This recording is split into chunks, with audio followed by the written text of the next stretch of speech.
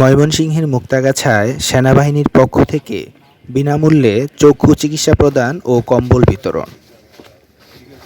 ২৩ জানুয়ারি শুক্রবার সেনাবাহিনী প্রধানের দিকনির্দেশনায় ১৯ পদাতিক ডিভিশনের জেনারেল অফিসার কমান্ডিং ও area commander Ghatail area major general Mohammad Hussain Al Murshed, NDC, AFWC, PSC Muktagachha Haji Kashim Ali মহিলা ডিগ্রি কলেজ মাঠে দরিদ্র রোগীদের জন্য বিনামূল্যে চক্ষু চিকিৎসা সেবা প্রদানের নিমিত্তে মেডিকেল ক্যাম্পেইন পরিদর্শন করেন।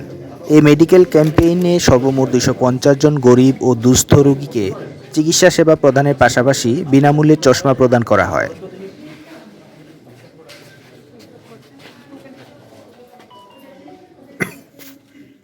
এরপর তিনি ময়মনসিংহ শারীরিক শিক্ষা কলেজ মাঠে ৫০০ দুস্থ ও অসহায় পরিবারের মাঝে শীতবস্ত্র বিতরণ করেন।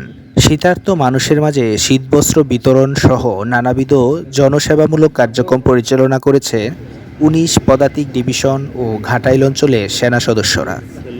সেনাবাহিনীর পক্ষ হতে চিকিৎসা সেবা, বিনামূল্যে ঔষধ, চশমা এবং শীতবস্ত্র উপহার পেয়ে সাধারণ জনগণ অত্যন্ত আনন্দিত হন। এ সময় ৭৭ পদাতিক brigade commander brigadier general Malik Shamsuddin Mohammad Moin, SGP, SPP, AFWC, PSC সহ ঘাটাইল অঞ্চলের অন্যান্য সামরিক কর্মকর্তা উপস্থিত ছিলেন।